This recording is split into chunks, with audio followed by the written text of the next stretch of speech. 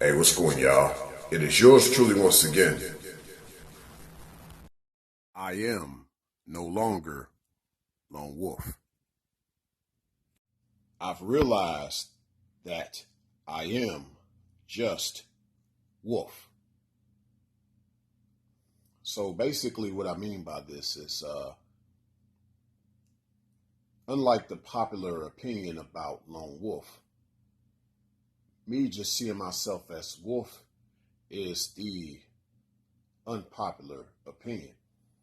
Most people take on this idea of Lone Wolf when they've felt like an outcast. Some say outlier, but nevertheless, doesn't mean that you're an outsider, like someone that's really outside, like wolves are. But given that I've been an outsider my whole life, this has made me an outsider amongst a lot of people that I've come across.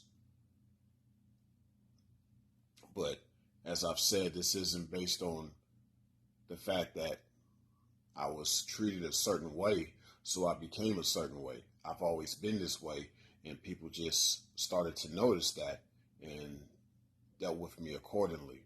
So it's a little different. So that's why I say that I'm no longer Lone Wolf, because I don't want to be associated with the popular narrative about what Lone Wolf is, especially those that try to attach Lone Wolf to Sigma, even though a lone wolf has nothing to do with Sigma. As I've said many times, it's not that there's really this thing called a lone wolf. Wolves are loners, and some days you may catch that wolf alone. That's why it's a lone wolf. Wolves are naturally dispersive.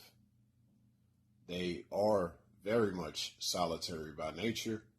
Their pack is just a family, people that come together to raise up pups, if you will.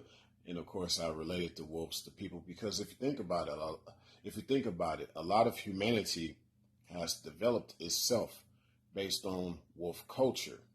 Then what humanity did was they pretty much tamed some of wolf culture and even domesticated it into what we know today as a society, which I like to equate to this idea of mine called dog culture.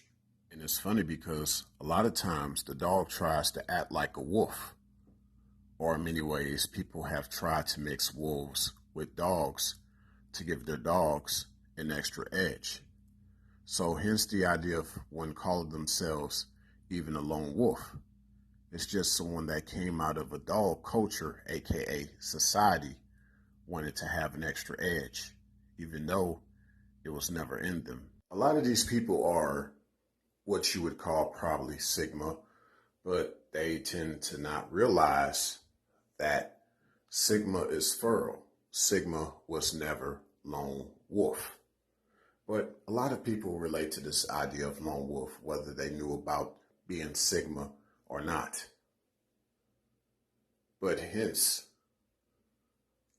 this idea of being wolf is beyond the idea of lone wolf, but it just takes someone that truly understands lone wolf to take it beyond the popular opinion about lone wolf.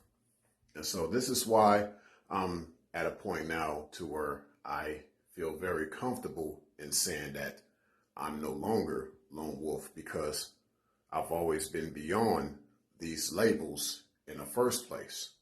You think that when a wolf is out in the wild, it knows itself as a lone wolf? No, it just sees itself as a wolf that is alone at that time. And for most of the time, because that's in its very nature. Not something it became, not something that it just happened to be at that given time. In regards to the life of a real wolf that becomes a lone wolf at times, my thing is about that is it's not about being by yourself, but sometimes you end up being by yourself. But the problem is you have a lot of people who just want to be by themselves. and this is not really the mindset of a wolf in general.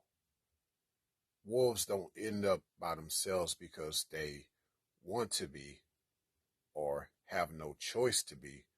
Wolves end up by themselves because, for the most part, they have to be. Sometimes there is that rare occasion that a wolf does end up by itself, and that is not a lone wolf, as I explained before. That type of wolf is a rogue wolf. I'm beyond the popular opinions now. Signing out.